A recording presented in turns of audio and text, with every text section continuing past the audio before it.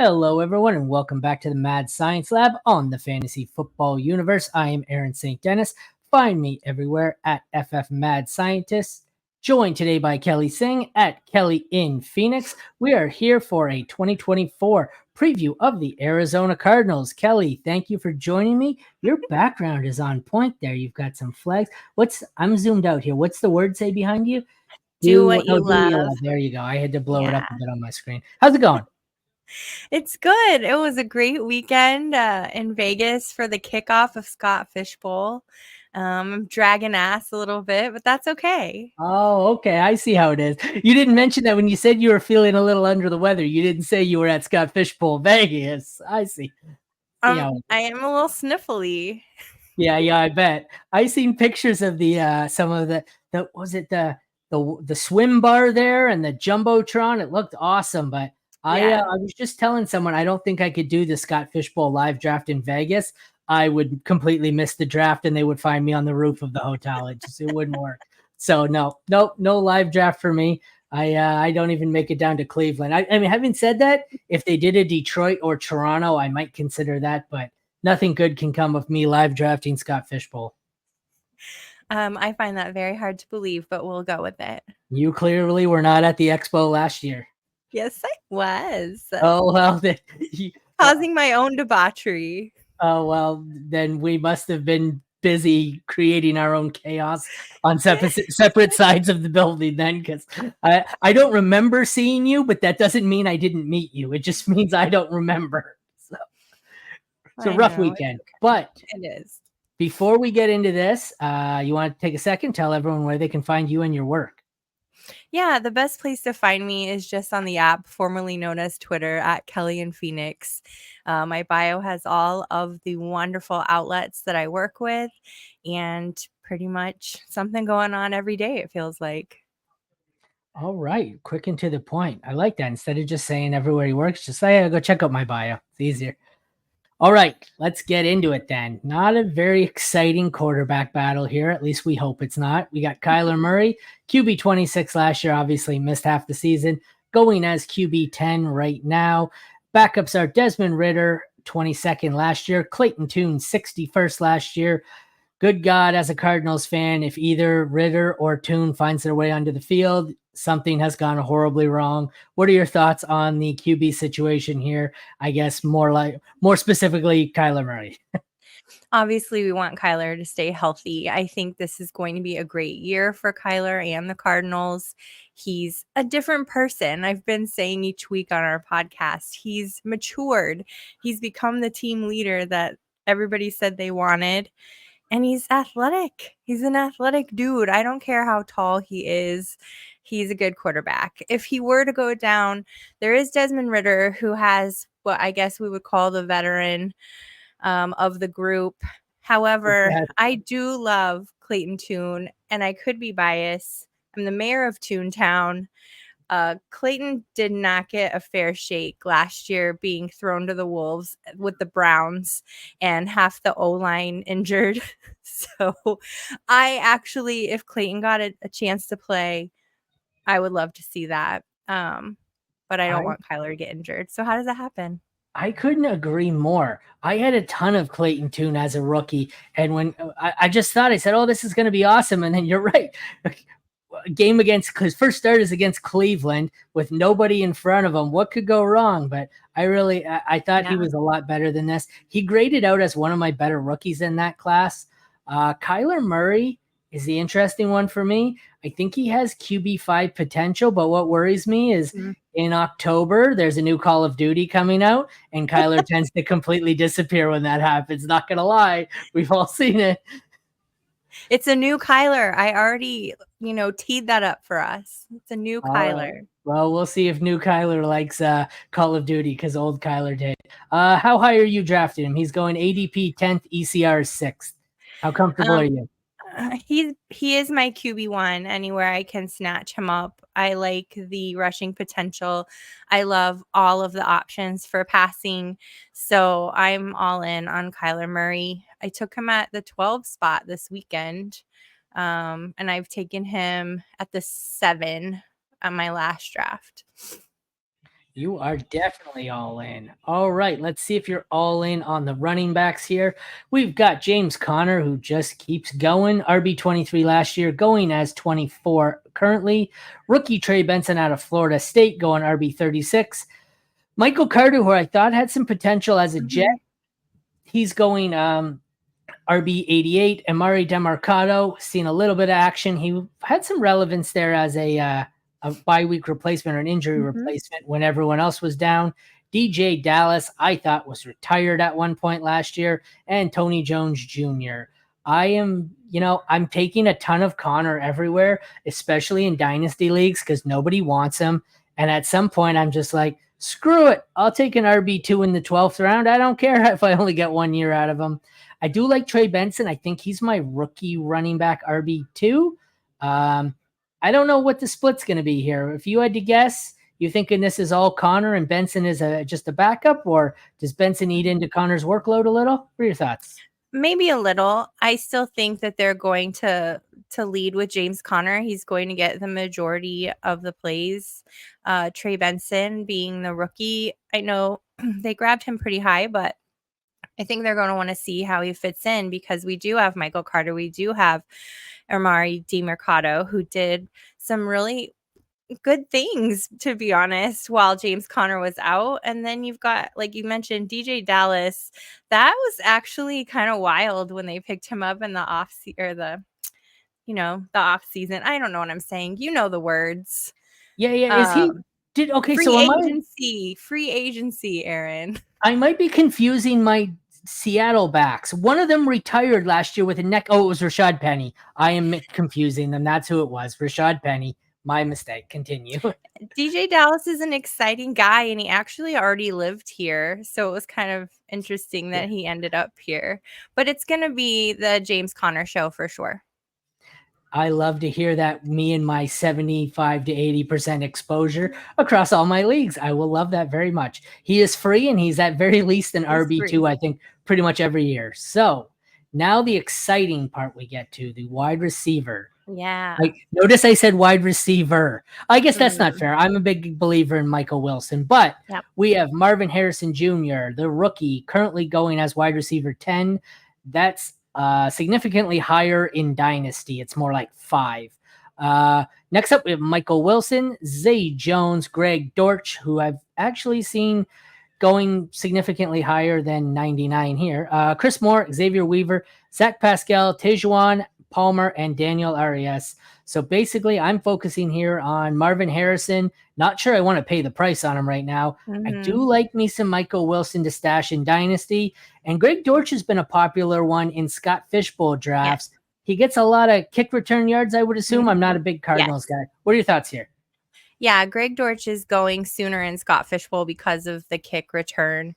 And then you're going to get, if you happen to pick up Kyler, you may get some extra points there on some sort of stack. But Marvin Harrison Jr. is obviously going to be the star. It's been in every press conference that he's there to help the team win. And Michael Wilson is an outstanding receiver. He had a rough patch with a neck injury, and I think he's on track. Everything that we've seen so far, I'm looking forward to camp to really seeing that interaction. Zay Jones is the one that is a little odd to me. I'm not exactly sure where he's going to fit in because a lot of the press I've seen has had Marvin Harrison Jr., Michael Wilson, and Greg Dortch as the big 3. And then you've got Zay Jones coming into the picture, and Zach Pascal was, one of our receivers when we had a ton of injuries last year. But I think the top 3 you're looking at Marvin Harrison Jr. Michael Wilson is starting to creep up sooner and sooner as people are realizing they're not getting their hands on Marvin Harrison Jr. And he had, I think it was the second or third longest catch of the season in the NFL last year. So he's got those George Pickens hands that can catch anything, anywhere.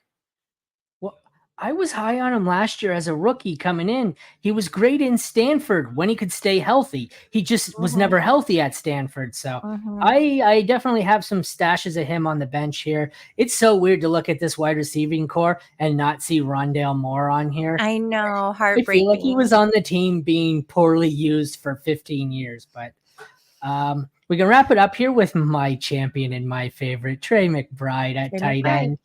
I swear I had 90% exposure to him as a rookie, and everyone gave me a hard time wasting a second round rookie pick on him. And I looked like an idiot in his rookie season, and now it's wonderful. He's going as tight end 2 overall. In Dynasty, it's 3 here in redraft.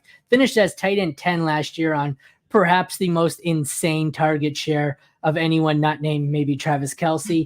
Chip Raymond, the backup here out of Illinois. I thought there was some potential there. I think this is all the Trey McBride show. Then they rounded out with Elijah Higgins, who I Mhm. believe was a receiver drafted by Cincy at one point, wasn't he? Or did Arizona I have no draft him? idea. I actually don't even recognize that name, to be I honest. think they got him from Cincy. Anyways, he was a wide receiver who I think they said, I'm trying to find it, but I can't, of course. They said they were converting him to a tight end, but he hasn't done anything, so it's no surprise Yeah. nobody's heard of him. What are your thoughts here on the tight ends? Yeah, I think we're gonna see Tip playing more of a blocking tight end. Yeah. And I see Trey McBride having an equally great season as he did last year. I know there are other targets this year, but the man missed the first entire quarter of the season and still came into the high 800 yards. I can't read if it's on there, it's tiny, but he had No, it's 800 and not. some Sorry. yards in like, I don't know, 9 games or something like that, 11 games. And I mean, a lot of touchdowns. It's just, I love it. I love him. I love the whole receiving core for the Cardinals, and I see a lot of people taking notice. Who did they have last year? They had Hollywood Brown, Rondell Moore. Anybody else of note? Michael Wilson. I mean, Zach Ertz at the start of the season, he got injured, and then that's when Yeah. we got to see Trey McBride. Greg Dortch has been there 100 years. But like, so everyone's, the Trey McBride's going to be worse this year because there's Marvin Harrison Jr. Well, there No. were good receivers last year. Yeah. Hollywood wasn't a nobody. He basically Ertz was on the field for half the season before Yeah. McBride took over. And for me, the pathway to becoming a tight end 1 overall is any tight end who could possibly be the number 2 on their team in Hmm. receptions and targets. I Yeah. think this is an easy number 2 here. I can't see a path where he's not the number 2.